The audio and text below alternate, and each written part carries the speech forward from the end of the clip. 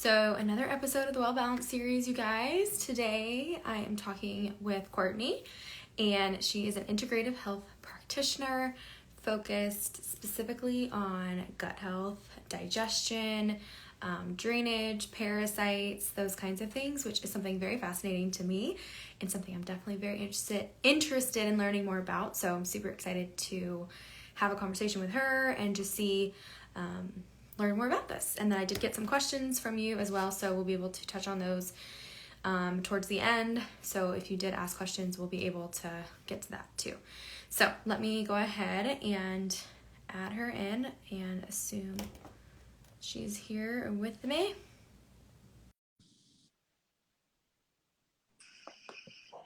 Hi! Hey Courtney, how are you? Good, how are you? I always takes me a second to get onto live, honestly. Oh, you're so good. It's always like, it's me in the beginning, and then I have to like adjust the screen to always do the double. Yeah, because you're like, don't cut off my head, right? I know. I'm like, My greasy hair. You don't want to see that? I washed my hair just for this. It looks beautiful. I was on day like a million of no hair wash. Where do you live at? I'm on the East Coast, so I'm in Delaware. What about you? Okay, I'm in Atlanta, so it's hot here. So the humidity is, you can't go a day without washing your hair. So I Yeah. try. Oh no, I get it. I literally visited my parents down in Florida recently, and it was... Yeah, it's humid. The humidity I could be okay with not having, but unfortunately it's a package deal down here, but oh well. But are you in like fall weather yet or not yet? No, not yet. We had a couple of days where it seemed like fall, which was like really ideal. Like I woke up at 6 a.m., went on a walk, and it was 65 degrees out. I was like, That's the best. but we'll get there. I'm okay. I'm not rushing summer away just yet. Hey, that's okay. No, I love summer too, but yeah, we're like in the 80s now, which is good. Doable for sure. Oh yeah. Well, I'm super pumped to have you, and thanks for joining with me today. And I have some questions that came in too, so we'll get to those throughout the conversation as they kind of come up, or I'll just ask them towards the end. Yeah. But yeah, I always love to start with an introduction and to you and just kind of how you got into this space. And I always love how people niche down as well. So, wellness is a huge thing, but then kind of what led you to this work in particular. So we'll start there. Okay, so I'm an integrative health practitioner. Well, first, my name's Courtney Otten, integrative health practitioner at level 1 and 2, mastering blood chemistry with Emily, graduate, MBSR practitioner level 1 and 2, and I think that's like the gist of it. I know, lots of good stuff. And so I, like all of us, right? You start on your own health journey, and then you just get down the rabbit hole, and then you're like, I've learned all of this. I need to help other people with it, pretty much. Yeah, sound right? Sound like all of us. So out of college, I had like ridiculous gut issues. I mean, college was really my own doing, right? Like I really deteriorated my gut, and I didn't take care of myself as much as I would have liked to admit. So then it just really got to a point where I changed my diet, I changed my lifestyle, and the needle wasn't moving. So I enrolled in course after course. I took in pretty much as much information as possible, reading books, everything. And then I found out, at the root of mine was candida. And then I was like, okay, candida, doing all the candida cleanses. Candida, like 4 candida cleanses later, nothing changed, right? And I was like, okay, there's got to be something deeper. And then I got to root cause stuff and found out I had mold and Lyme that was underlying it and all of the good stuff. Because a lot of people with gut issues think food is going to change it. And food definitely, like once you change with food, you make a big leap there. But then I find like tailoring into like more niche diets, it's a plateau pretty much, like when you pull out like one food, another food, it's just with the gut issues. It's hard because as an average person, you're like, well, and then with the delayed, sensitivities, it's so hard to know what's causing issues. And you're just like, food is going to heal me, when like for me, that wasn't the case. Like I thought food was 100% at the root of all gut issues, which it makes a big difference, right? Obviously, when you go from standard American diet, standard college life, to eating a really clean diet, like that's when you find so much initial relief after a little bit of time. But then from there, if you still have those gut issues, there's always something deeper at play. Because some people, that is the only thing, right? It's only food, but others, there's something deeper. Yeah, no, absolutely. And I think that's, again, like is it I think the parasite cleanse, the Lyme, the mold, the candida, you know, it's just, there's so many factors and things to think about. So I think it's interesting that so like, why weren't the candida protocols working? I'm curious. So for me, it was because like candida is like an overgrowth. It's in our natural ecosystem of our body. When it overgrows, there's always a why. A lot of people always go to like antibiotics or stuff like that, or food, but usually there's like a deeper why. For me, it was that mold, because it's a fungus, and I like to call candida mold's dirty cousin. They really just like go hand in hand all the time. So because I had a mold exposure, I lived in like apartment after apartment that was just gross, and you know, you don't think about it until until like it really clicks in. You're like, oh my god, water damage all the time, why did I think that was fine? But yeah. and then I know now, and I'm like, that was 3 apartments in a row. Like, of course, breathing that in all the time was just too much for my body to handle, especially at a weakened state, right? Because I was already having all those gut issues, all those terrain issues. Like, my body was weaker, and then got mold. So mold just kept the candida coming because I was just addressing candida. I was just addressing the yeast, not the fungus that was causing it to be such a big issue. So when you went to like the mold protocols and those kinds of things, what was the approach? I'm sure it's more of an attack through, you know, specific supplementation and to kind of kill it off. But is it something that once you do that, does it come back, or kind of how does all that work? So for me, it was drainage first and foremost, which I know we'll get into my favorite. You're working on drainage so that you're not getting those Herxheimer reactions. And then parasites next, because they often like hold their body weight in mold, candida, things like that. So when people don't address parasites before going on to candida, before going on to SIBO, any of that stuff, it has a tendency to come back because, like I said, they hold their body weight in that, so they can just release it whenever they want. They can just bring it back into your ecosystem super easily to overgrow. So then I went there and then moved on to mold, which for me was more of just like a full body detox. There were some really specific herbs, a lot of liver support, some specific binders, but mostly it was just overall detox support for my body so my body could properly eliminate it, you know? So because my body got to a point where I was just overwhelmed with everything. It was like, this is fun, but we need your help now. Like we've taken on this burden for a while. The specific herbs and stuff were more bio-individual to me. So I was like, I don't exactly want to share because I don't want, you know, but the binders are typically like your typical mold binders and stuff like that. So then is this something that, or like how long was the duration of all of this kind of going on? And do you feel like you're at a place now where you do feel like you have it under control? Yeah, totally. It took me probably start to finish like 6 months because it just, you know, takes some time. And I definitely am at somewhere where it's control now. I do notice when I get like exposed to mold, because I was in a moldy hotel recently, so for me, I had a big skin rash, which was on like my main symptom. It was all over my entire body. And the reason I knew it ended up being mold was because during the lockdowns, I got worse instead of getting better. When like you'd think that like I could walk around with no shirt on, so like no clothes touching it, like it didn't feel like it would be more irritated, but like it kept growing. And I was like, this doesn't make any sense. Like I'm spending more time at home, I'm spending less time irritating my skin, and it just, so that was how I found out my apartment was moldy. But for me, it really just took about 6 months. I'm at a place where it's controllable, but I will notice where my skin starts to break out if I get exposed to mold. So I just like up my mold binder that I have in my house and just do, you know, I have the tools in my toolkit. So I'm like, I just do things to make sure that my body's properly eliminating, because that's really when the issue happens, when it's just not supported. Right. Yeah. So I was gonna say, like, do you feel like it's never impossible or possible to avoid all of these things all the time, right? Yeah. So it's like the realistic like symptoms that I feel like people experience, but then also when it comes down to it, like when is it like, okay, I need to go get this stuff looked at? It's so different for everyone, because some people will truly deal with symptoms for their whole life and not have an issue with it. Like for me, I was in a full body rash. It impacted my life, right? I'm like, this I can't do anymore. Right. Like whenever you have had enough, I totally think skin issues, honestly, even really bad GI issues, that impacted my life too. Not having to look for a bathroom like everywhere I went because I was worried I was just gonna have to run.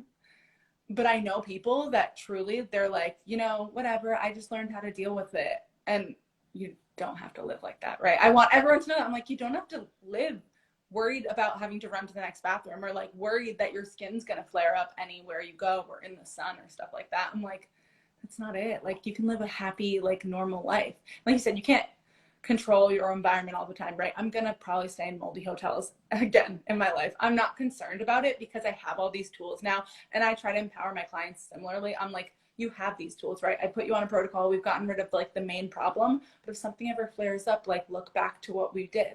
Look back to all these tools I gave you. For me, it's just, I like my mold binder. I like a little bit of mold like detox support just so the body can properly detox. I tell my clients the same thing, like, just implement these things and then you'll notice like your body goes back to a safe place and knows how to heal. That's like the beautiful thing about the human body, right?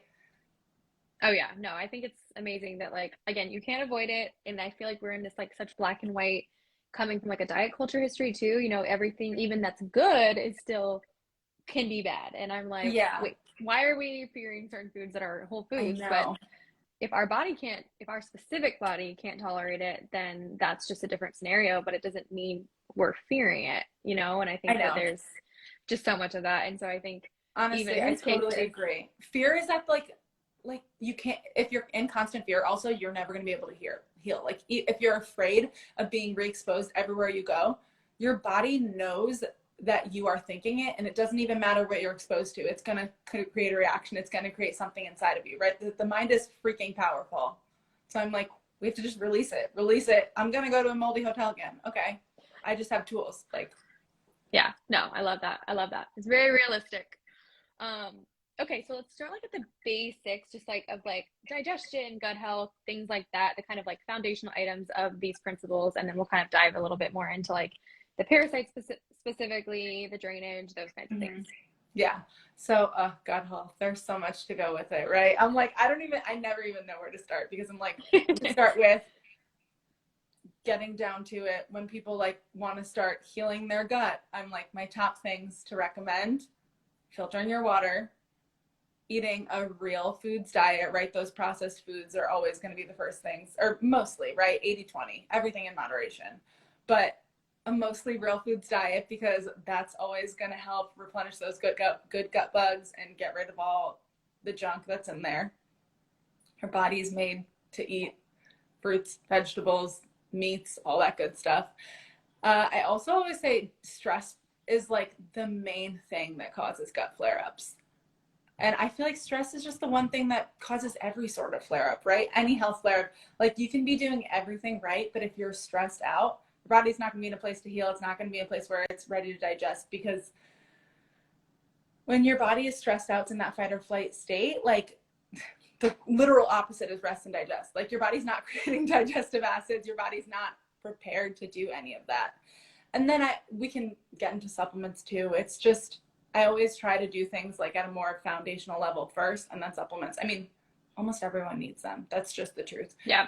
A lot of our food is devoid of the minerals and of the nutrients that we would love for it to be full of, but you got to get it from somewhere. So supplements do become necessary at a point, but I always say, because people that are like, I can't afford to work with a practitioner, I'm like, okay, start changing your diet, start stressing less, drink half your body weight in ounces of water with minerals back in it.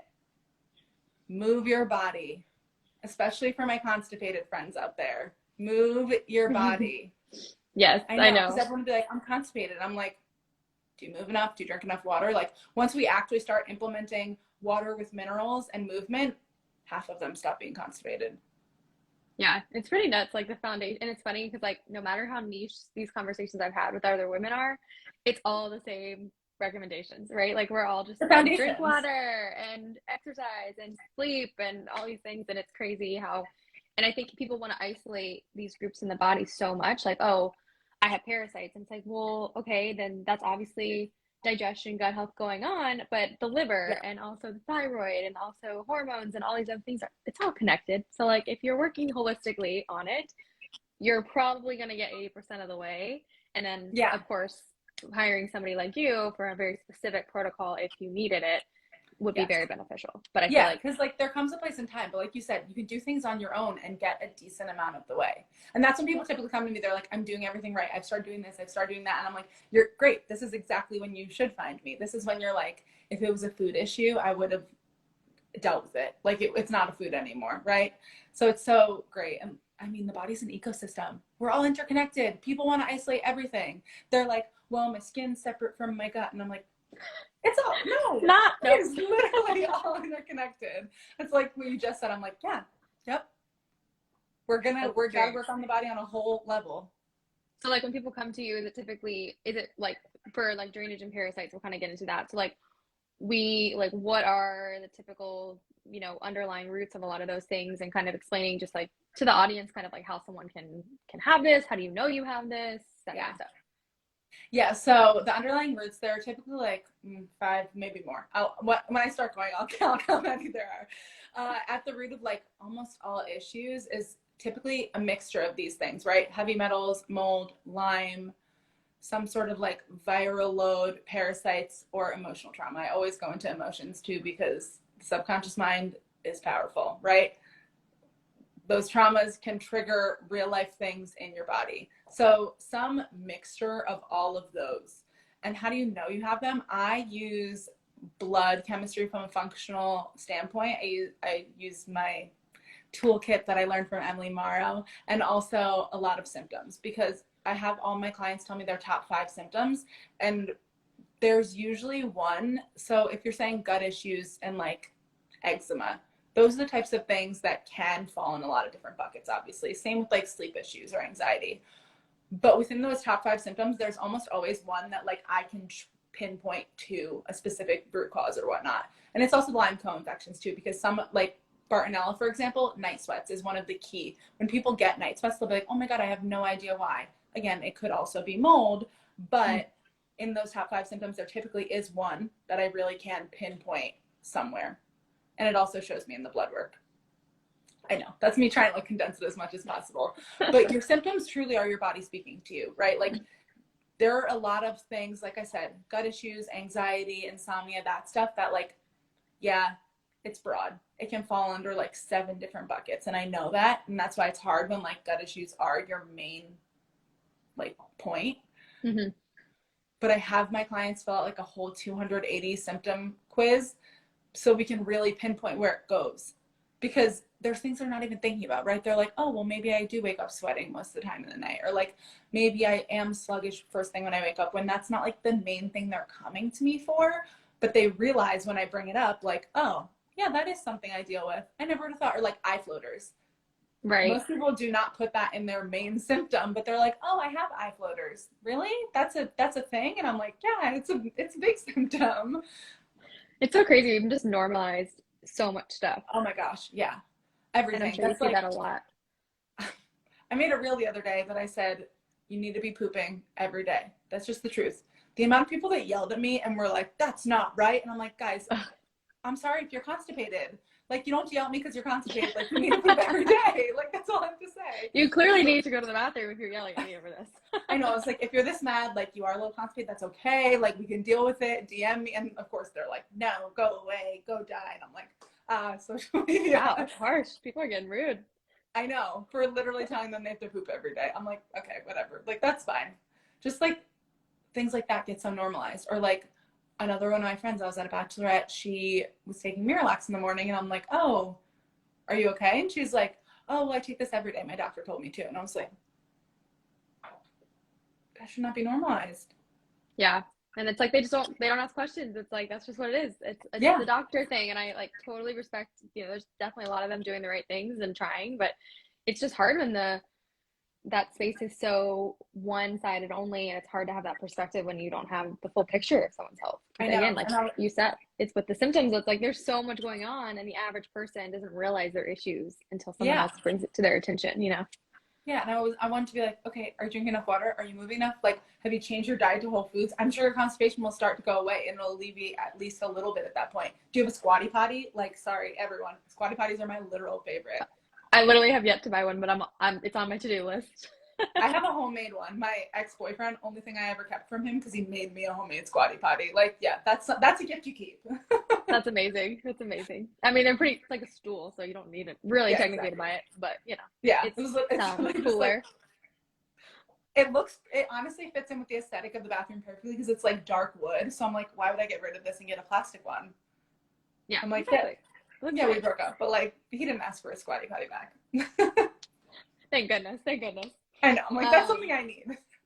Okay, so there was a question from somebody who said where to begin to get good drainage. Coffee is the only thing that keeps her regular.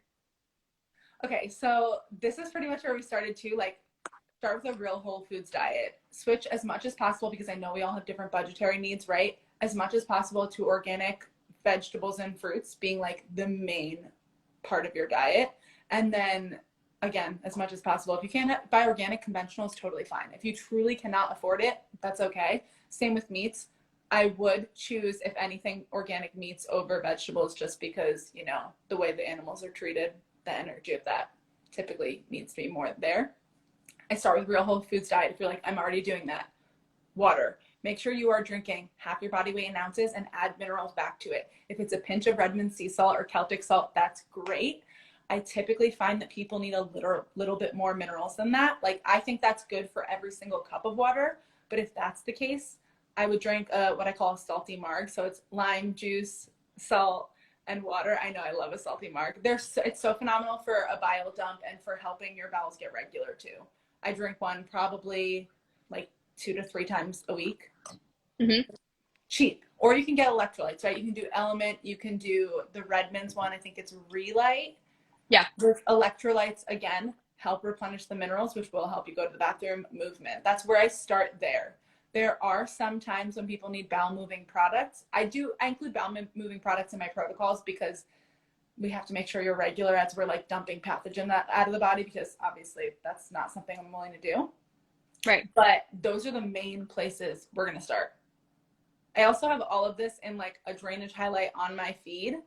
I go deep into all the drainage pathways, the colon being the first one, my top tips for it. And then I also have a drainage guide. And I enrollment's open for my drainage course. I'm like, clearly I love drainage, right?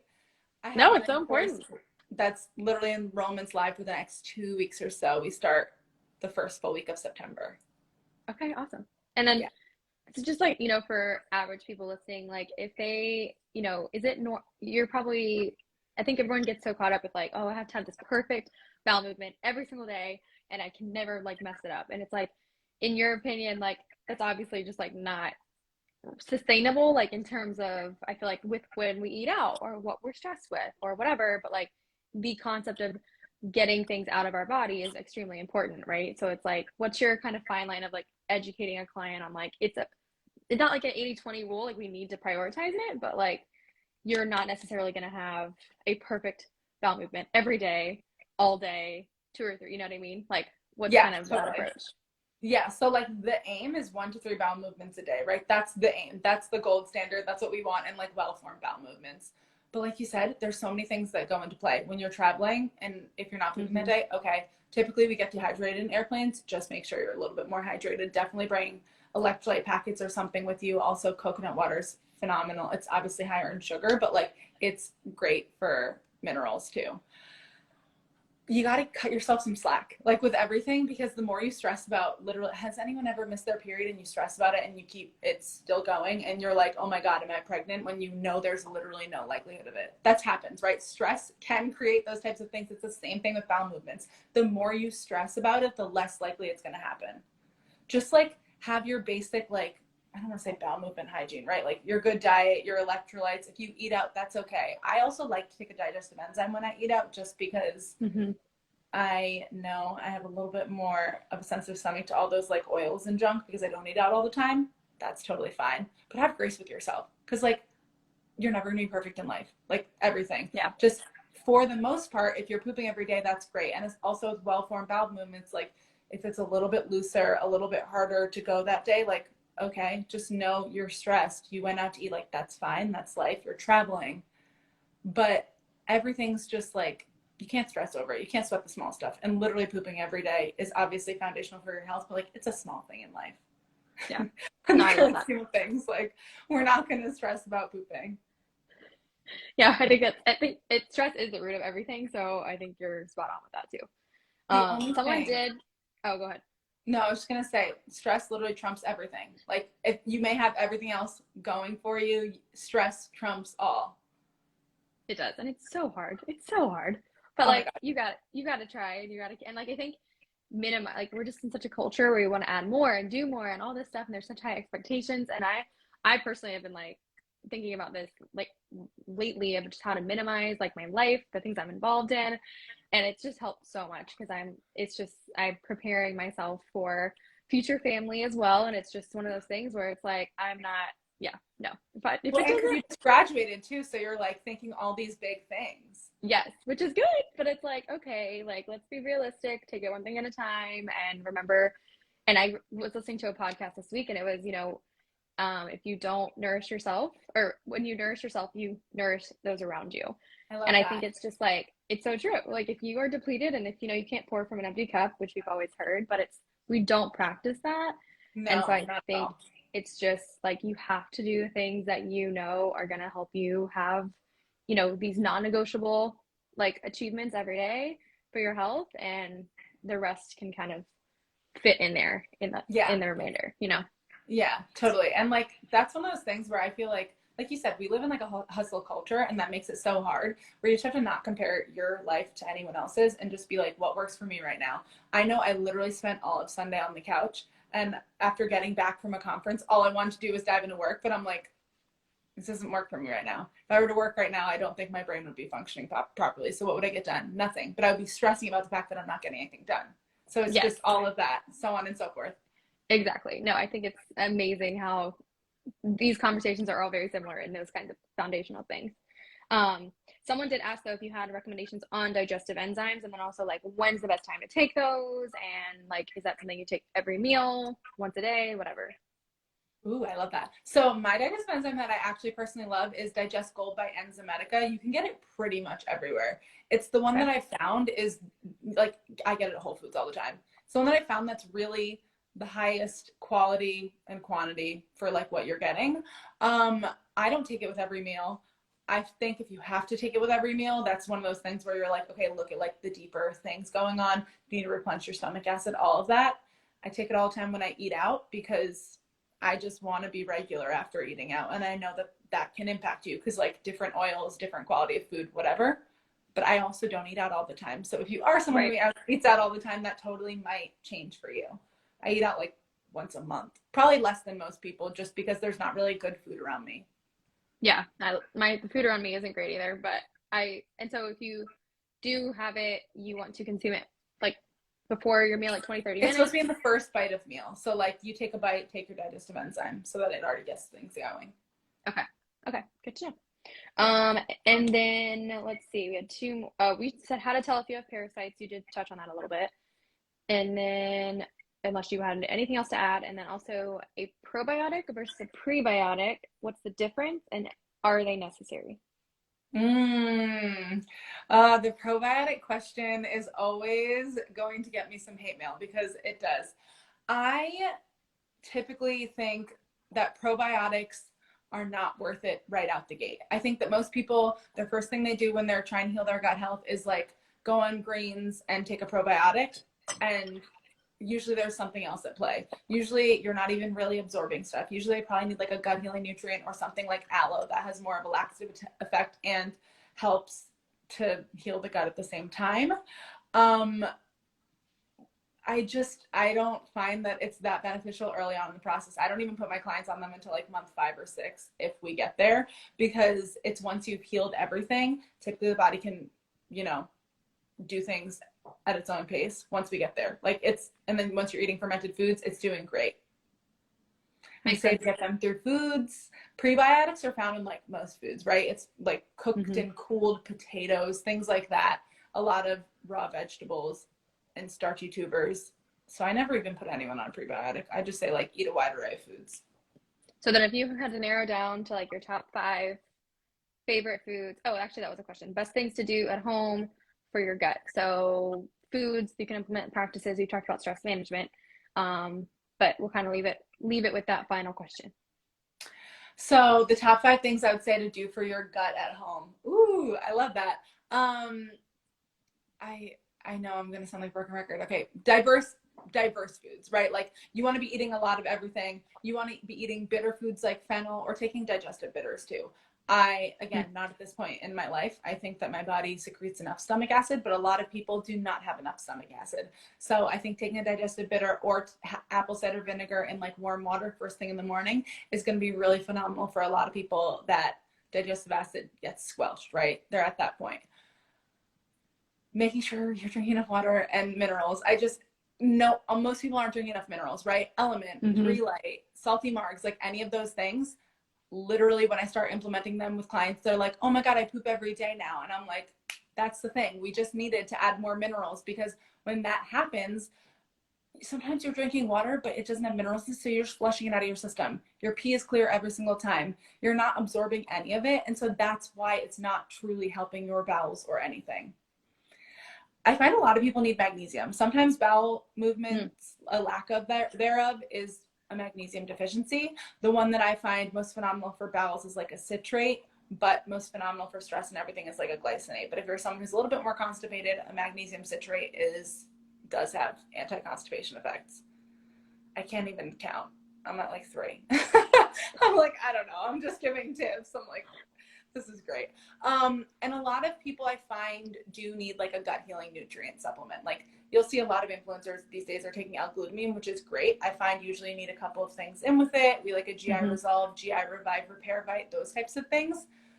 So many people benefit from that when you just add that into your life, when you just add like an overall gut healing nutrient, because if you're eating a lot of great foods, but you have like leaky gut, right? So your body's not absorbing any of it, you're just throwing your money down the drain, right? And same with taking those supplements, taking those probiotics, you're making really expensive pee. Like it's not being absorbed into your gut lining. It's not actually helping you. I literally had a client say that to me the other day. I was like, I love that. That's expensive funny. pee. Yeah. He was like, I just don't want to be making expensive pee right now. And I was like, no, we're not. But I love that you thought that way. That's hilarious. Well, I think too, like gut healing, like it's a continuous forever thing, you know? And I think that people too, they're like, oh, well, I'm gonna just do it and then be done. It's like, no. Yeah, you can't just heal your gut one and done. Like it's always being aware of like your stressors, being aware of triggers, being aware of foods. And then as that happens, I keep a gut healing nutrient in my closet, because when I'm like, ooh, that was not a great day today, I might just take a scoop and like before bed and I'm fine. Again, I'm at a place where I don't need to take it as consistently because I've done like 5 years worth of work, but that doesn't mean I don't have these tools in my toolkit. Same with, like I said, digestive enzymes, or I take digestive bitters sometimes when I notice myself having some issues.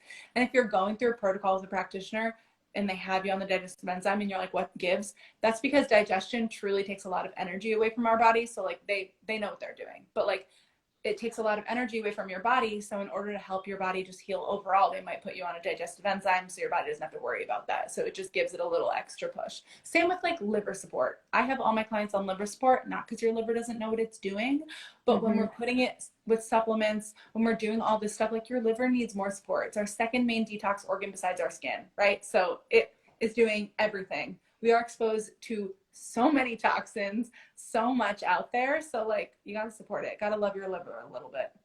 Oh yeah. When I learned about that, I was like, what? And I personally have like an acne journey, and I was like, I've never once been told to support my liver. I know. And it's just crazy because I was it's like, literally that's the thing. Like, I mean, the liver and gut together for sure, but the liver was like, what? No, the liver is so important for everyone, because you think gut health is like also super trendy right now, which is totally okay. I'm glad that people are more exposed to it. But I feel like I find like influencers and stuff with like huge platforms always talking about gut health, but not enough people are talking about your liver health too. Your liver does everything for you. Filters your hormones. It filters your blood, right? So like when you're sleeping, it quite literally filters your blood. It literally creates bile, dumps toxins out of the body, helps filter all the, toxic things we're exposed to in this world. Water, air, everything. So I'm like, yeah, our liver is the real MVP of our body. I totally agree. And like even with birth control, like the estrogen detox, like it's just nuts. I was like, what? This is mind blown. I know, literally. But I was like, we didn't even get into birth control because I always forget about it at this point. I'm sure you're literally telling everyone about that, shouting from the world, but by the time people get to me, they're like, oh, birth control? No. And I'm like, yes, this makes life so much easier. I know. I'm actually surprised with how many clients I've had recently that are not, they're wanting to get off, they're like ready, or they've already been off. And so it's great. It's good to see that some messages are getting through and people are really starting to question. And dive deeper. So that's awesome. I love that. Yeah. Because I mean, birth control, whole other can of worms, right? Yeah. I know you've probably had that conversation like 72 times. I know it's a full episode on here too. But I really, this conversation was awesome, and I'm so thankful for your time. If you can just leave with a way to explain like how people can work with you, what you offer, and how they can support you moving forward. Yeah. So, like I said, I have a drainage course that's enrollment is open right now. It closes in like 2 weeks. It's really just for those people that maybe are on the wait list for someone. Maybe you're not sure if you want to work one-on-one with someone. You just want to optimize all those drainage pathways, the liver, the colon, the lymphatic system, all of that, or just learn how to support your body and your family's body the best, because I truly give not just diet and supplement recommendations. I give those lifestyle recommendations. I give some how to create a protocol. So if you are a practitioner who you're like, drainage was never taught to me, right? Like, I don't know how to help clients optimize their drainage.